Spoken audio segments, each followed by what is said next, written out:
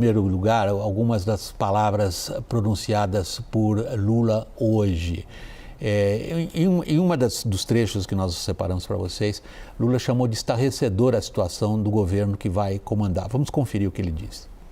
O diagnóstico que recebemos do governo de transição de governo é estarrecedor.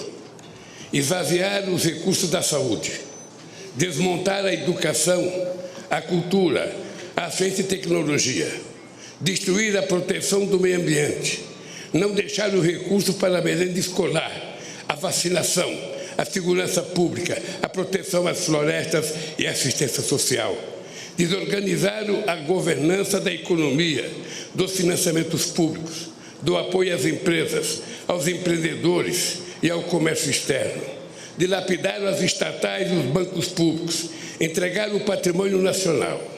Os recursos do país foram rapinados para saciar a estupidez dos rentistas de acionistas privados nas empresas públicas.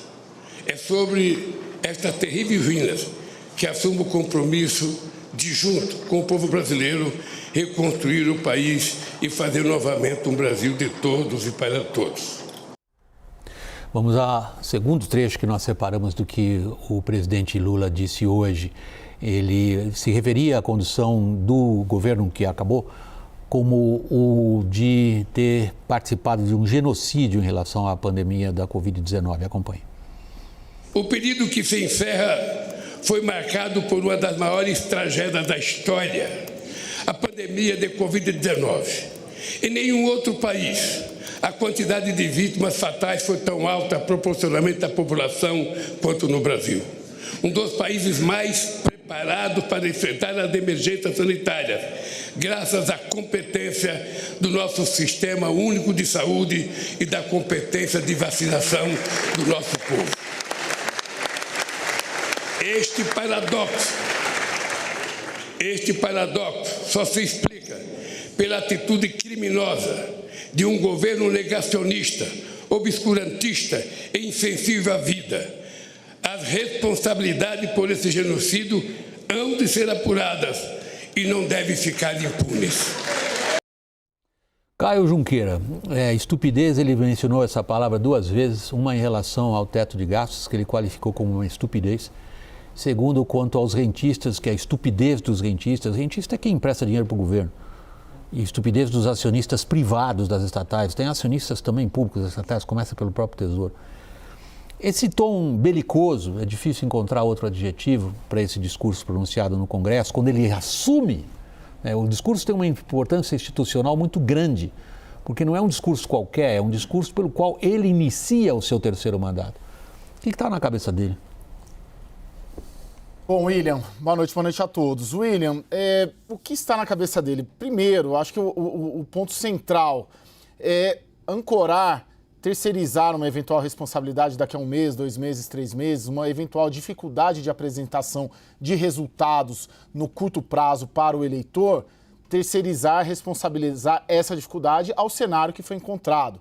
Eu concordo que, em parte, em algumas áreas muito sensíveis, houve um retrocesso muito grande. Eu destaco aqui a área educacional e meio ambiente. Mas, por outro lado, eu penso que há, sim, uma estratégia aí, porque é um discurso que teve muito de Bolsonaro, muito embora Bolsonaro sequer tenha sido citado, mas é um discurso que ele olha muito para trás e tenta pontuar diferenças entre o projeto político que ele se propõe a tocar e o projeto político que foi derrotado na eleição. Mas eu penso que, no curtíssimo prazo, essa é a ideia. Como será difícil, e é difícil governar um país complexo e grande como o Brasil, você pode justificar a dificuldade ou a lentidão na apresentação de resultados concretos e benefícios imediatos no cenário que foi encontrado. Tanto que, na primeira grande medida econômica deste governo, é uma medida econômica do governo passado, que é a prorrogação de isenção de benefícios para combustíveis. Nós vamos voltar a isso, Caio. Eu queria primeiro examinar a tática política da terra arrasada, que carece, evidentemente, de um salvador da pátria que se apresentou hoje no Congresso, Raquel.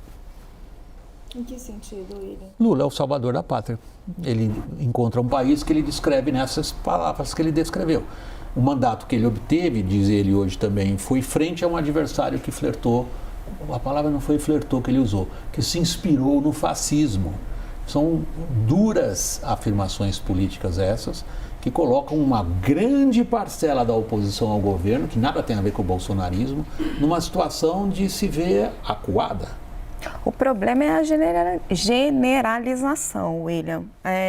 Sim, a gente pode questionar e pode pegar muito do que o governo Jair Bolsonaro utilizou como retórica política e associar a técnicas do fascismo. Agora, você generalizar como toda uma oposição que vai se formar em relação ao governo Lula, ela está com muita dificuldade de se organizar, até pela postura adotada por Jair Bolsonaro, né? O silêncio, depois a forma com que ele saiu do país. Você generalizar toda uma oposição como se o discurso contrário ao que ele diz, que essa oposição seria fascismo, ou que tudo é uma herança maldita, aí você mantém o discurso do nós contra eles, você desqualifica toda essa oposição.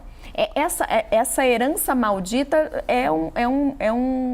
uma estratégia que o PT usa lá atrás, né? 20 anos atrás. É uma estratégia que ela é muito fácil de ser utilizada. Sim, existem áreas onde o governo, e são muitas, Jair Bolsonaro deixou problemas muito graves. Educação, meio ambiente, relações internacionais, saúde, até mesmo na economia. A gente tem coisas que foram importantes e tem problemas a se resolver. Agora, você jogar tudo isso num pacote, você já se dá uma desculpa para eventuais erros que você venha cometer. Então, essa é uma narrativa que é muito difícil você comprar a priori. Ampla é a palavra que surge apenas uma vez no discurso no Congresso, em relação a uma frente ampla. Há uma outra menção, um outro uso da palavra ampla no discurso pronunciado no Congresso, quando ele é empossado presidente da República pela terceira vez, mas aí se trata de uma outra acepção do termo. Na acepção política, da convergência de forças, como ele mesmo descreve, uma frente democrática e a consciência política da sociedade brasileira lideram esse terceiro mandato. Sugere que ele ali ensaia uma proposta de arregimentação de várias forças, até mesmo antagônicas ao do PT. Mas não é o que o discurso faz. Pois é, que o governo, pela montagem dos ministérios, com as pastas mais importantes dadas para o PT, é uma frente petista, com alguns elementos no entorno que fazem parte dessa frente ampla para minimizar o desgaste e por causa desse contraste entre o discurso e aquelas escolhas feitas. Eu concordo com a Raquel no sentido de que não é porque o governo de Jair Bolsonaro deixou a saúde pública deteriorada, a questão da educação, com uma rotatividade de ministros que não conseguiram implementar o projeto, o meio ambiente com diversos problemas a partir ali da gestão do Ricardo Salles, uma imagem internacional de pária, que as propostas do Lula, as propostas do PT, esse PT que subiu ao poder em 2003 com o governo dele, muitas que ainda persistem, são as melhores para o país. Agora, ele investe nesse binarismo que tomou conta do debate público, com muitas pessoas tendo que escolher um pacote completo e aderindo a um pacote completo sem filtrar todas as nuances. Então, não é por causa desses problemas do governo Bolsonaro que a gastança generalizada é a melhor solução e vai gerar maior consumo, com maior arrecadação, como se o dólar não pudesse subir, a inflação prejudicar os mais pobres, que a lei das estatais tenha que ser afrouxada e que se tenha que colocar políticos como Aloysio Mercadante no BNDES, Jean Paul Prats na Petrobras, se tem que parar outras privatizações. Tem uma série de medidas aí que são pelo menos questionáveis e que é preciso debater. Agora, o Lula usa esse contraponto desse desastre alegado do bolsonarismo, dessa herança maldita, para conquistar essa quarentena, para conquistar esse salvo-conduto. Vamos a esse ponto. O Caio já mencionava isso no final da primeira intervenção dele até aqui no WW Especial, que é a política econômica. Você se referia à prorrogação de uma medida adotada pelo governo que acabou, que é a desoneração de impostos que incidem sobre combustíveis. Ninguém quer um governo subindo a rampa com o preço da gasolina subindo a rampa junto. Agora, há mais indicações também sobre o que pensa Lula sobre o papel do Estado na economia, sobre o consumo popular como principal fator de crescimento.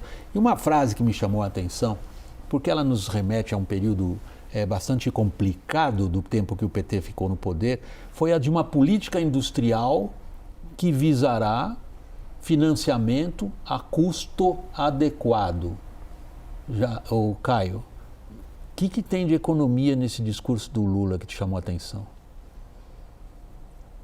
William, acho que a tese geral ela está colocada o cenário da terra arrasada. Essa é a premissa, né? Para a gente partir para qualquer análise no dia de hoje, né? Pode ser que durante a semana, pode ser que daqui em diante outras premissas apareçam.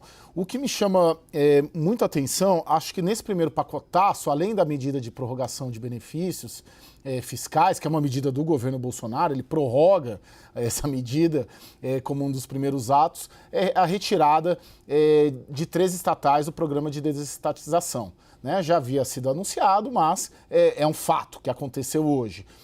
Correios, Petrobras e a Empresa Brasil de Comunicação foram retiradas do programa de desestatização. Você cita industrialização, é uma pasta que está, vamos dizer assim, na frente ampla, né? O vice Geraldo Alckmin, que é o governador, é um tema que o PT pretende retomar, mas para mim, dentro da área econômica, o principal fato político talvez não tenha nem sido hoje, William, para te responder ou para não te responder. Foi na sexta-feira ou na quinta-feira, quando a Luísa Mercadante, Gleisi Hoffmann, a Miriam Belchior, que é a número 2 lá da Casa Civil, se opuseram e atravessaram e bypassaram o ministro da Fazenda, Fernando Haddad, nesse debate da prorrogação dos benefícios. A gente sabe, o Haddad já veio a público dizer que era contrário à prorrogação, ligou para o Paulo Guedes para não prorrogar, mas aí veio a chamada, eu tenho chamado já nesse start de ala política, Gleisi, Mercadante, Miriam Belchior, o pessoal falando, opa, isso vai preocupar, isso vai atrapalhar a popularidade do presidente que chega. Ele já não pode chegar, subir a rampa com uma inflação aí na porta, batendo na porta uma inflação de benefício. Então vamos prorrogar esse benefício. E tenho a impressão que isso vai ser a tônica durante todo o mandato. Como é um presidente que chega com metade do país ao seu lado e metade do país contra o presidente que chega, essa régua da popularidade estará presente a todo instante e principalmente em decisões econômicas, algumas delas populistas. Raquel está pedindo a palavra, Caio. Eu queria colocar um ponto que é o seguinte, William, que governo é esse? Porque Gleisi é presidente do PT. Aloysio Mercadante foi escolhido para ser presidente do BNDES. A gente tem que se questionar o que os dois faziam numa discussão sobre desoneração de preço de combustível com o ministro da Fazenda. Eles não cabem nessa discussão. Então, qual é realmente o papel de Gleisi dentro deste governo? Qual é o papel de Mercadante dentro deste governo? Miriam Belchior estava ali como secretária executiva em substituição ao ministro Rui Costa. Mas por que não era Rui Costa, que esse sim, né, teria um papel ali como a ala política do governo? Não está muito claro que governo é esse, quais são esses personagens. Se você me perdoe um pouco de cinismo, Raquel, está muito claro que governo é esse. É o primado da política. Se há alguma decisão que possa ser, digamos, considerada, entre aspas, técnica como essa, não vamos prorrogar uma desoneração, porque isso mexe com a arrecadação, isso distorce a realidade de preços, na verdade, mas isto se contrapõe à necessidade de manter a popularidade, vai ganhar a necessidade da popularidade. Não, é perfeitamente racional. Não. O que eu estou colocando é o seguinte, Lula colocou o Fernando Haddad, que fez gestos para o mercado, colocou o Rui Costa e não deu um papel à Gleisi no governo. Acomodou o Mercadante lá no BNDES, no Rio de Janeiro. É política, ela é que impera sobre tudo. Não, William, mas o meu ponto é o seguinte, se o Lula tivesse nomeado a Gleisi como ministra da Fazenda ou como ministra da Casa Civil, a gente saberia com que governo nós estamos lidando. O que eu estou questionando é por que personagens que não têm esse poder de fato, não têm esse poder de direito, estão tendo esse poder de fato. Então, precisa estar mais claro quais são os personagens e os donos desse jogo. Cada vez mais eu Raquel, escuto que esse é um governo da Glaze. Desculpa eu mencionar assim a sua forma de participar, há um tom até um pouco seu de uma certa indignação, do ponto de vista institucional, porque você, como jornalista, está acentuando um papel essencial. Qual é a institucionalidade dessas decisões? Quem está sentado em qual cadeira, com qual É isso que eu estou atributo? questionando. Por que uma presidente Ok, de hierarquia. partido, seja ela presidente do partido do Mas é o presidente da primado República, da tem política. que dizer o que fazer com a política de desoneração dos combustíveis. Ela não é O governo. PT é um partido de quadro. Isso na história da ciência política diz muito. O partido de quadro, ele tem a disciplina do ponto de vista das diretrizes dadas pelo quem? Pelo chefe do partido, Lula, que é o último a tomar qualquer decisão relevante. E as decisões sempre serão políticas, porque o PT é um partido de quadro. Desculpe, Felipe, e a gente segue adiante. Exatamente, é porque falta justamente uma hierarquia, falta justamente uma distribuição de atribuições. Quando você fala no primado da política, é o primado da política partidária, a política com P minúsculo, como chamava Joaquim Nabuco, em contraponto à política com P maiúsculo, que se volta para o drama humano, contemporâneo, universal, que tanto interessava ao mais influente dos abolicionistas brasileiros. Aí não, a gente vê uma indistinção entre o PT e o governo.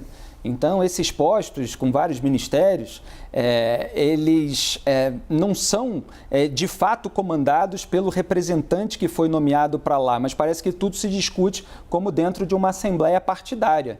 É isso que eu concluo a partir do debate entre vocês. Então, é o governo do PT, é essa frente petista que realmente está no poder. Vamos